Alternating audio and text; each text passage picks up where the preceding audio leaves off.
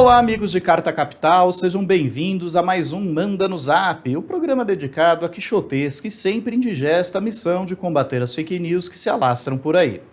De volta após o recesso do Carnaval, falaremos sobre a crise na Ucrânia. Não exatamente sobre as causas e desdobramentos do conflito armado, tema exaustivamente abordado em outros programas do canal, mas sim sobre a guerra de contra-informação. Ou seja, as mentiras que andam sendo difundidas pelos protagonistas e coadjuvantes desta trama sinistra, que já resultou na morte de centenas de civis e em uma onda migratória com mais de 1 milhão de refugiados. De um lado, a velha hipocrisia das potências ocidentais, envolvidas em dezenas de ataques a nações estrangeiras nas últimas décadas, sobretudo na Ásia e na África, e que agora encampam um cínico discurso de respeito à soberania de outros povos, enquanto difundem narrativas fantasiosas de um misterioso piloto de avião que teria abatido 6 caças russos, ou ainda sobre a rendição em massa de soldados de Putin, que teriam sido prontamente acolhidos pela resistência ucraniana com um chazinho quente e um telefonema para a mãe. De outro lado, e sem sutileza alguma, Moscou promove detenções em massa de manifestantes contrários à invasão, censura veículos de comunicação, bloqueia o acesso a redes sociais e ainda bombardeia emissoras de TV na Ucrânia. Tudo isso para negar a guerra, impondo aos jornalistas locais o discurso de que tudo não passa de uma operação especial em Donbás, dedicada a proteger os russos étnicos do regime nazista de Zelensky, embora o líder ucraniano, vejam só a ironia, tenha origem judaica. Em meio à guerra de desinformação, muitos brasileiros, ao despertar de sonhos intranquilos, encontraram-se metamorfoseados em insetos monstruosos. Não, eles não se transformaram em baratas, como ocorreu com Gregor Samsa, o célebre personagem de Franz Kafka. Em vez disso, adormeceram como respeitados epidemiologistas, aptos a pontificar sobre qualquer aspecto da pandemia nas redes sociais, e acordaram como especialistas em conflitos no leste europeu, ainda que aferrados em radicais teorias. Querem saber por que a verdade é a primeira vítima da guerra, como diz o velho adágio popular? Então acomodem-se no sofá e reforcem a dose de antiácido, porque o programa já vai começar.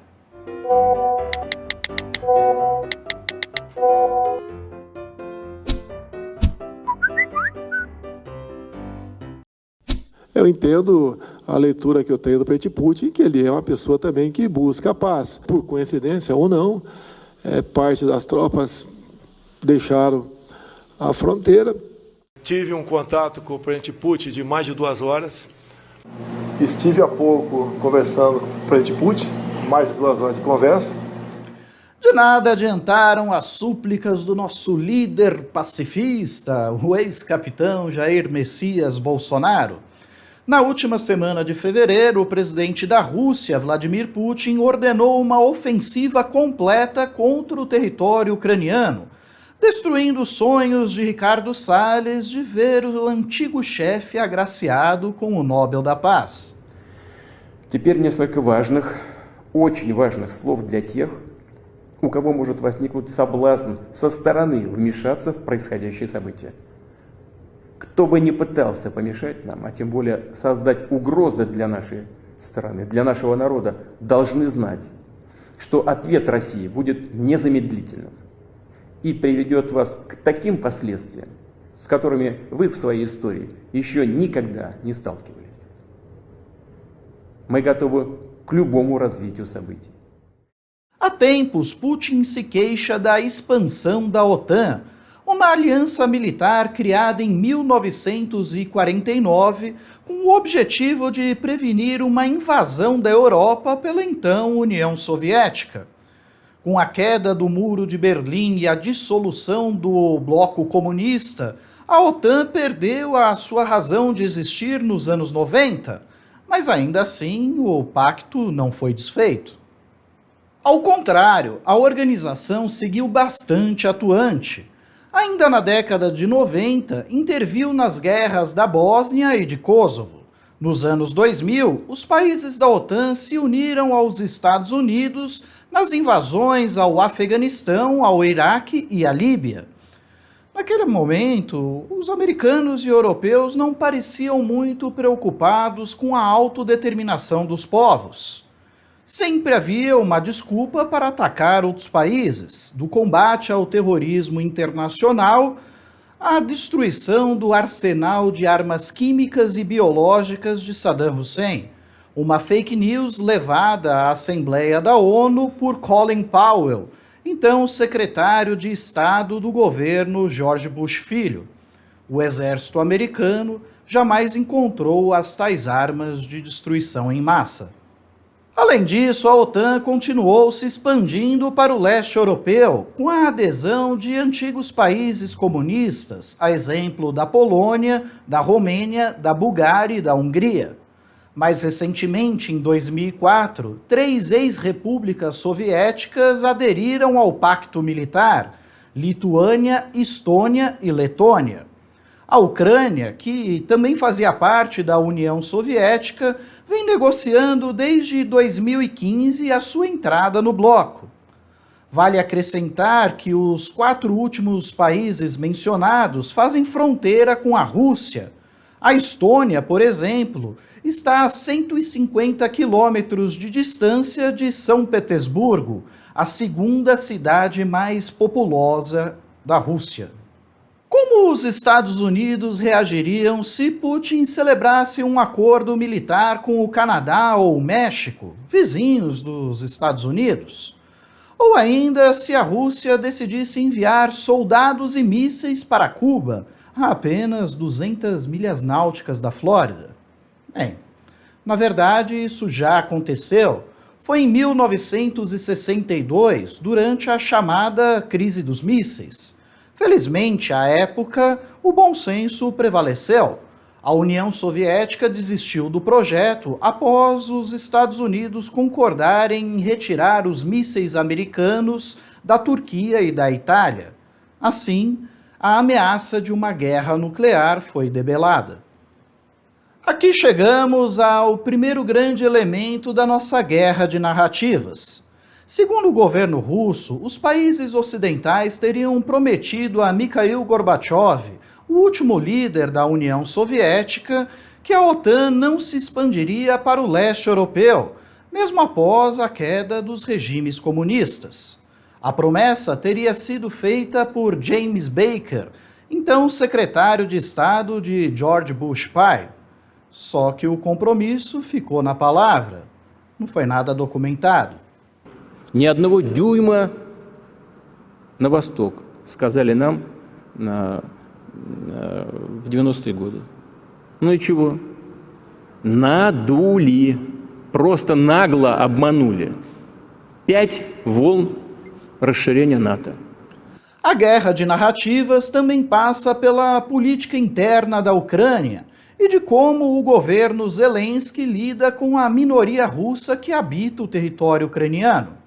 Em 2014, o país passou por uma série de revoltas populares, provocadas pela recusa do então presidente Viktor Yanukovych de celebrar um acordo de livre comércio com a União Europeia, preferindo, ao invés disso, estreitar relações com a Rússia.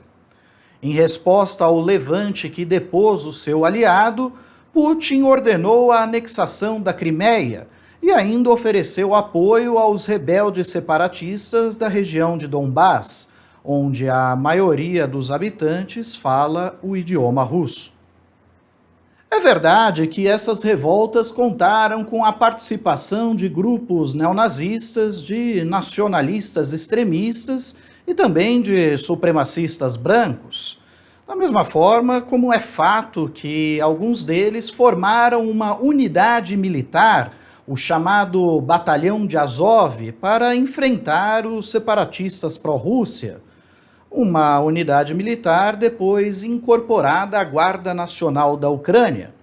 Não por acaso, Putin falou, horas antes da invasão ao país, em desnazificar a Ucrânia. Vejam só. Ведущие страны НАТО для достижения своих собственных целей во всем поддерживают на Украине крайних националистов и неонацистов. Обстоятельства требуют от нас решительных и незамедлительных действий. Народные республики Донбасса обратились к России с просьбой о помощи.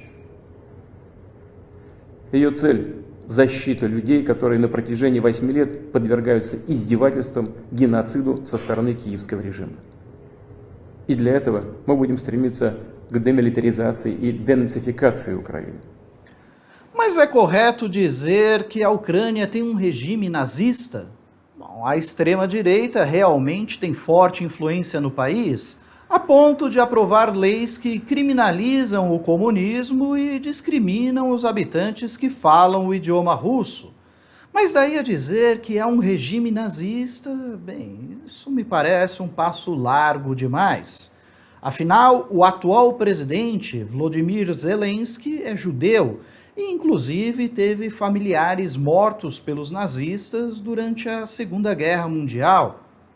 O fato é que Putin também é um líder autoritário. Ex-agente da KGB, o Serviço Secreto Soviético, ele se perpetua no poder há 20 anos e chegou a ser acusado de envenenar adversários políticos. Embora se ressinta com a perda de prestígio da Rússia após a dissolução da União Soviética, ele jamais defendeu o retorno ao comunismo. Muito pelo contrário, tem estreitas relações com a oligarquia russa, com os bilionários que herderam verdadeiras fortunas com a volta do regime capitalista. E, para controlar a narrativa em seu próprio país, ele não é nem um pouco sutil. Manda prender manifestantes, controla com punhos de ferro a mídia estatal, censura os veículos de comunicação privados. A mídia ocidental, por sua vez, não precisa ser censurada, pois adere voluntariamente à propaganda de guerra do governo americano. A turma chegou a difundir a história de um piloto ucraniano que teria abatido sozinho 6 caças russos logo nos primeiros dias de confronto, um feito para deixar no chinelo Maverick, o intrépido personagem interpretado por Tom Cruise no filme Top Gun, um clássico da sessão da tarde. O ex-presidente ucraniano Petro Poroshenko chegou a publicar uma foto do misterioso piloto, apelidado de Fantasma de Kiev. Nas redes sociais, revelaram a identidade secreta do nosso herói, Vladimir Abdonov. Uma pena que as imagens que aparecem em todas essas postagens foram manipuladas digitalmente, com sobreposição de imagens. O rosto do piloto, por exemplo, pertence a um advogado argentino de Buenos Aires, que hoje se diverte no Twitter com o seu novo status de herói. O jornalista Glenn Greenwald, colunista de Carta Capital, publicou no Twitter um exemplo da boataria que anda solta por aí. Estão vendo essa foto? Ela mostra soldados supostamente rendidos por um inimigo, pois um perfil garante que são soldados russos capturados pelas forças de resistência ucranianas. Já outro perfil jura de pé junto que é exatamente o oposto, que os militares rendidos são, na verdade, ucranianos. E aí, em quem acreditar? Outro exemplo. No fim de fevereiro, circulou esse vídeo que mostra um blindado passando por cima de um carro de passeio nos arredores de Kiev. A cena foi registrada por moradores de um prédio vizinho, e logo foram exibidas pelas emissoras de TV do mundo inteiro, exceto talvez as russas. A primeira versão que circulou diz que os soldados russos passaram por cima de civis propositadamente, mas Elijah Manier, um correspondente de guerra bastante respeitado, com mais de 35 anos de experiência, garante que o blindado pertence às forças ucranianas. E há ainda quem sustente que sim, o tanque é ucraniano, mas teria sido capturado por soldados russos. E vejam só que história comovente que circulou em veículos de comunicação do Ocidente. Este jovem soldado russo teria se entregado sem lutar à resistência ucraniana. Em contrapartida, foi acolhido com um chazinho quente e com direito a um telefonema para avisar a mãe que estava vivo e bem. Segundo o governo ucraniano, casos como esse ocorreram aos milhares. Alguns, vá lá, mas milhares? Nem a velhinha de Taubaté consegue engolir essa cascata. Eu, particularmente, já desconfio da própria história desse jovem russo assustado. Parece até uma cascata inventada por ingleses. Chá para esquentar o corpo? O que aconteceram com os estoques de vodka do pessoal? A mídia nativa, por sinal, dá sua inestimável contribuição para o festival de besteiras que assola o Ocidente. No Brasil, a Jovem Pan e a Rede Record divulgaram este vídeo, dizendo que se tratava do momento em que uma bateria antiaérea ucraniana derrubava um caça russo. Pois é, só que as imagens são de um videogame, de um simulador militar lançado em 2013. As imagens são bem realistas, é verdade, mas não é papel dos jornalistas checar as informações antes de publicar? Pois é, segundo a mídia especializada em entretenimento eletrônico, mais de 90 vídeos como esse estão circulando nas redes sociais, como se fossem cenas do conflito na Ucrânia. Temos ainda incontáveis exemplos de fotografias retiradas do seu contexto original e falsamente atribuídas à guerra na Ucrânia. É o caso desta imagem, que mostra, na verdade, um raio atingindo uma usina na Rússia, e esta outra de uma explosão num porto da China, e também esta de uma ofensiva militar de Israel contra a Palestina. Tudo isso para reforçar a ideia de que os russos estão lançando ataques ferozes contra a Ucrânia, mas acabam sendo barrados pela intrépida resistência civil.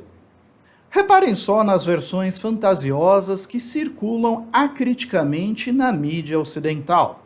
Recentemente, Moscou admitiu que 498 soldados russos morreram durante a incursão na Ucrânia, pois o presidente ucraniano Volodymyr Zelensky contesta esse número. Na quinta-feira 3, disse que eram mais de 9.000 soldados russos abatidos pela resistência ucraniana. Como isso pode ser possível se sabemos, desde o início do conflito, que o exército russo é muito mais numeroso e bem equipado, que as forças de segurança da Ucrânia são mais frágeis e dependem de voluntários amadores, vários deles municiados apenas com coquetéis Molotov para enfrentar tanques de guerra? E como acreditar em tudo isso, sabendo que a estimativa da ONU de baixas civis é de pouco mais de 300? Aparentemente, os meninos maluquinhos do MBL acreditaram cegamente na propaganda de guerra de Washington. Não por acaso, prepararam as malas e foram se juntar à resistência ucraniana, acreditando que é facinho derrotar Putin. E mais fácil ainda é conquistar as mulheres ucranianas, segundo relatou Arthur Duval, o bravo combatente Mamãe Falei. Se Zelensky diz a verdade, então o pessoal do MBL tem razão. O Brasil poderia resolver esse conflito em questão de dias. Bastaria recrutar alguns valentões das torcidas organizadas de futebol, que têm mais expertise em táticas rudimentares de conflitos urbanos, para não apenas expulsar os russos do território ucraniano, mas avançar até Moscou, fazer o que os soldados de Hitler foram incapazes de fazer? Parece piada, mas o assunto é sério. A guerra envolve uma potência nuclear e, infelizmente, estamos completamente vendados nesta guerra de fake news. Bom, pessoal, eu acabei me estendendo demais no tema e, por conta disso, nós não teremos o quadro Best Hater Forever nessa semana. Ele retorna na próxima. Eu agradeço a todos que nos acompanharam até aqui, agradeço a audiência de todos. Se você gostou desse vídeo, curta, compartilhe, inscreva-se em nosso canal. Não esqueça de tocar essa sinetinha aí embaixo para receber as notificações dos nossos vídeos e, claro, assine Carta Capital. Assim você estará colaborando com o nosso jornalismo. Um forte abraço e até a próxima semana.